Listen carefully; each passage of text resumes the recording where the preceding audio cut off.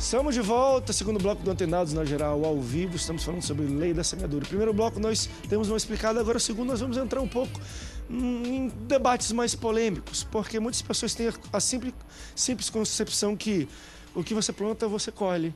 Ponto. Então é simples assim. Então a pessoa fala, olha, se eu planto financeiro, a minha vida conjugal, a minha vida profissional não tem nada a ver com a minha vida financeira, como se fosse separado uma coisa da outra. Então as pessoas às vezes têm a concepção que posso até ser infiel a Deus, por exemplo, eu sou infiel à minha mulher, mas eu sou firme no meu dízimo, nas minhas ofertas, então serei próspero financeiramente. Mentira. Quer dizer, eu acredito que é mentira. Vocês, pastor, o que vocês acham? Porque eu acredito que Deus tem outros critérios para a compensação de uma terra. E quais são esses critérios? Como é que vocês entendem isso? A terra precisa ser trabalhada, precisa ser tratada. E não é porque é uma boa semente que, se for num estado, vamos falar de geograficamente, num estádio onde aquela semente não vai nascer, que ela vai frutificar. Muita gente está semeando na terra errada, está semeando a semente errada numa terra boa também. Pode acontecer isso, ou semeando a semente boa na terra errada, porque hoje eu vejo pessoas desobedecendo a Deus para tudo, mas para desobedecer e sair de um projeto que ele não cabe naquele projeto, ele não consegue. Fica esperando uma voz divina, vir do alto, uma revelação especial para ele sair dali, mas fica sofrendo ali e semeando naquele lugar. E aí ele não colhe nunca, pelo contrário, colhe sofrimento, colhe perseguição, colhe luta, colhe humilhação, e às vezes até enfraquece e sai da presença de Deus. Então, eu acredito que a lei da semeadura tem que ver com o tipo de terra que foi trabalhada, com o tipo de semente que está sendo lançada na terra certa também, no clima certo, no momento certo. Mas aí as pessoas, elas não conseguem entender, mas está vendo o parente, o amigo, o irmão, a mãe, semeando a mesma semente em outra terra, na mesma proporção e colhendo, achando que aquilo vai acontecer com ele, e não vai acontecer de forma nenhuma. A gente entra agora num campo interessante de debate, onde nós quase que igualamos que tão importante quanto a semente é a terra onde você planta essa semente. André, a questão toda é aí, se a gente fosse fazer no dia a dia, se a gente fosse levar para o lado financeiro, tão importante quanto o que você dá é para quem você dá, para qual igreja você investe. A grande questão é que nós estamos falando sobre um tema que as igrejas, elas estão completamente, quase que todas, dominadas por esse tema. A grande preocupação de muitos pastores e de muitos irmãos da igreja é que suas igrejas prosperem financeiramente. Ele começa a definir prosperidade, porque tem que definir o que é prosperidade. Muitas pessoas associam prosperidade somente a dinheiro. O cara tem muito dinheiro, mas tu olha para a família dele, é uma família destruída. Então eu cheguei para uma família semana passada e falei assim, olha, vocês são prósperos. Ela ganha 2 salários mínimos, ele ganha 1 salário mínimo, e eles estão trabalhando, continuam trabalhando. A família deles é uma família maravilhosa, pessoas assim excelentes. Eu falei assim, olha, pode ter certeza que vocês são pessoas prósperas, porque vamos definir prosperidade, e as pessoas associam prosperidade somente a ter muito dinheiro. Então, e a igreja, tem igreja que gasta mais tempo falando sobre dízimos e ofertas, e eu não sou contra. Eu tenho um livro escrito sobre esse tema. Mas a grande questão, as pessoas passam o tempo todo falando, parece que meia hora falando sobre dinheiro, sobre dízimos e ofertas, e quando vai pregar a mensagem de salvação, eles gastam aproximadamente 15 minutos. E eu sei que existe uma argumentação, quando as pessoas dizem assim, que Jesus falou mais de dinheiro na Bíblia do que qualquer outro assunto. Só que essa questão toda, a pessoa tem que entender que Jesus Cristo ele não morreu na cruz para que ninguém se tornasse rico, mas ele morreu na cruz para que os nossos pecados fossem perdoados. Então é muito importante também que nós entendamos o seguinte, a questão da semente, seja ela dinheiro ou seja ela qualquer outra coisa, ela precisa entender o seguinte, ela precisa obedecer a esses princípios. É o princípio da semente e o princípio da terra onde nós semeamos.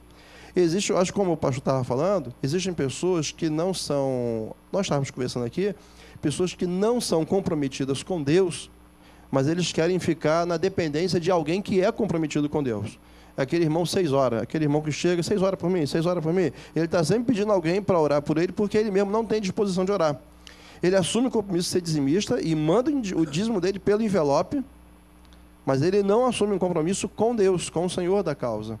Então, existem algumas coisas, ele está semeando, pode ser que ele tenha uma colheita.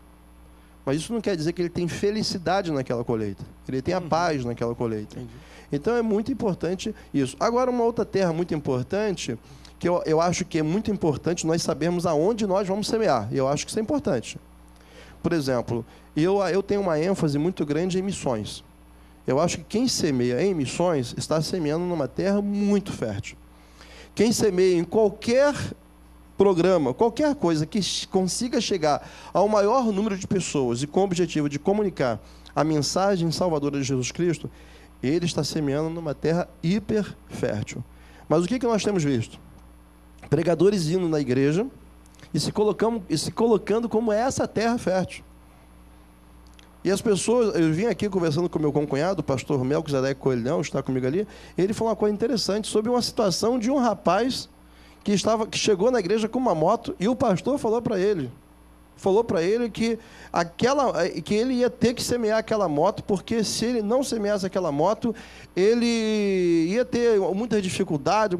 E ele ficou tão convencido, tão impressionado pelo clima emocional que se criou dentro daquele culto, o rapaz saiu dali sem a moto e está a pé até hoje. E infeliz e revoltado. Então as pessoas elas precisam ser mais orientadas biblicamente, ler mais a Bíblia, bem feito para essas pessoas, porque eles precisam entender, identificar o que é semente, o que é terra, e quando é que Deus está falando e quando é que é o homem que está falando. Quando a gente lê isso na Bíblia, ela usa toda uma linguagem agrícola mesmo, né? De semente, de terra. E se a gente for parar para ver, eu não sou o melhor enfim, né? O melhor homem enfim, que trabalha no campo, mas quando alguém vai semear, primeiro ele vê o tipo de terra, o adubo, mas não só isso. Ele vê o sol, ele vê a umidade, ele vê se ao redor daquele terreno existe que tipo de vegetação, qual é o vento. Isso, meteorologia. Isso leva a pensar, você está numa igreja, quer conhecer a terra?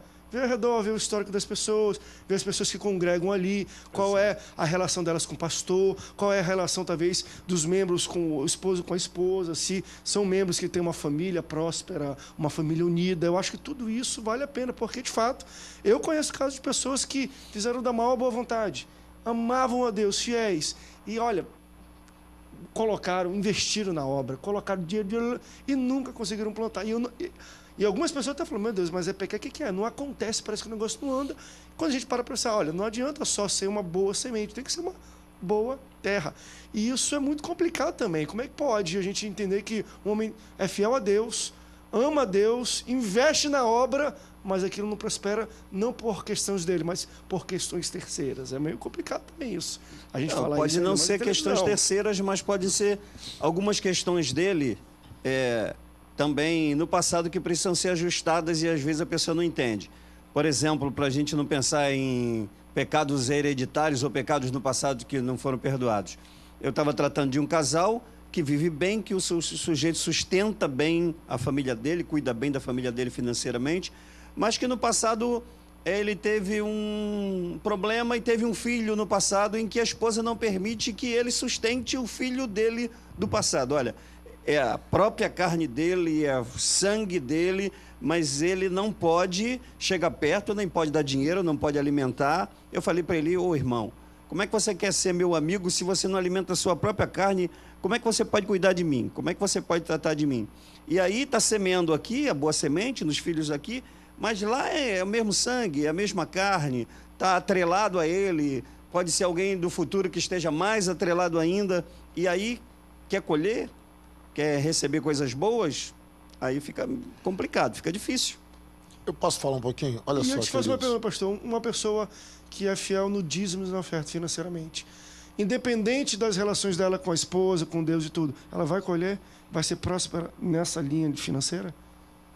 Tem coisas que nós temos que analisar à luz da Bíblia. E eu gosto da palavra de Deus, eu amo a palavra de Deus, eu sou um aficionado pela palavra de Deus. Quando a Bíblia define algumas sentenças, ela não define se a sentença é para o ímpio ou para o crente. Algumas Deus até generaliza, para o ímpio e para o crente. Mas tem outras palavras que o Senhor diz, né, lá em Atos 17, que o Senhor não leva em conta o tempo da ignorância. Então, da maneira que o pastor colocou aqui, eu não discordo dele, só estou indo para a Bíblia. Então, se eu cometi algumas coisas antes de Jesus, eu não posso pensar que no meu futuro, então, eu serei ainda um devedor por causa de atos que eu cometi no passado. Mas Então não eu é vou isso que eu desprezar a Gálatas disse do 3:13. presente. Na cruz toda maldição foi quebrada. Ele se fez maldição no meu lugar. Então, foi isso que eu falei. Não foi isso que eu falei, é do presente. Ele não está alimentando o filho no presente. Vamos lá, calma aí, vou chegar lá. Só que, o que eu falei antes aqui, que o pastor divergiu comigo ali, quando eu conheço a palavra e aquilo que eu falo, aí tem consequências para mim, para minha geração e para as gerações futuras. Se eu só quiser para abrir a Bíblia aí. É um salmo de Asaf, se eu não me engano é Salmo 73, versículo 15. Eu não estou com Bíblia. Mas pode falar, que o pessoal... 73, versículo 15, presta atenção. Ele fala assim, se eu falar contra o meu Deus alguma coisa, estarei amaldiçoando toda a minha geração. Então, muitas vezes, queridos, como o cara com essa palavra e solta uma dessa contra Deus, ele pode até trazer uma maldição para a família dele toda, para os filhos dos filhos. Ué, pô, tá na Bíblia, e eu creio que está escrito, porque o cara conhece a palavra. Agora, quando o cara não conhece, é um ímpio de carteirinha, o filho dele do passado foi na impiedade, ele depois teve uma família em Deus, é isso mesmo? Então, veja bem, eu creio que Deus não julgaria para não abençoá-lo devido a esse filho. Eu estou falando se ele não está sustentando. O filho está precisando dele. Precisa do alimento dele, Então do a carinho dele, criança da é educação um órfão de pai e não de mãe. Exatamente. Mas Deus vai sustentá-lo. Mas o cidadão é crente. Não, mas Ele isso, precisa. mas isso foi criado na impiedade? Ou foi depois de convertido? O esse filho filho? foi na Independentemente, impiedade, mas é a carne Se foi dele. antes, é filho dele. Precisa. Mas eu tive esse filho quando eu não aceitei Jesus. Então agora eu aceitei Jesus. Não vou agora cuidar mesmo dele. tem que sustentar. Tá, mas aí a mulher dele Ué. não concorda. Aí tá Não, entendendo? mas se a mulher Mas dele será que também não tá vendo discorda, isso? ela não é crente também, não. Também tem que não ser, é. A punição tem que ser pra quem então? né? Os dois, vamos sofrer os dois. Jesus. Não, o negócio é abrangente, tô falando. É, não é fácil Aí ele vai nada, brigar não com a quero ver mulher. esse troço, não. Vai brigar com a mulher dele. Aí a mulher diz, você tá errado aqui, meu filho. A mulher, não quero aí, Deus, é ela. Mas Deus não é assim. Ele, como cabeça do lar, o lar Não, quem vai não tem culpa aí é sofrer. Deus, isso eu Eu sei. não sou posto Ele ou ser ela. melhor do que mas Deus. Deus não tem culpa nenhuma, mas o homem vai jogar ela, a mulher que tu me deu. Mas foi isso que Adão fez. Exatamente. Então, expulsa os dois do paraíso. E a gente tem essa É diferente tendência. hoje em dia? Não, é a mesma coisa. Vamos pro rápido break, então? Transferência de culpa. E daqui a pouco a gente volta E a resposta eu não quero ficou ver isso. concluída. É, que a gente não concluiu. O cara é fiel em dízimo e oferta, mas ele Você gosta, deixa a desejar em outras áreas da vida. Será próspero financeiramente? Mesmo? Vamos pro para o rápido break, daqui a pouco a gente volta. Não sai daí, Mantenados, volta já já.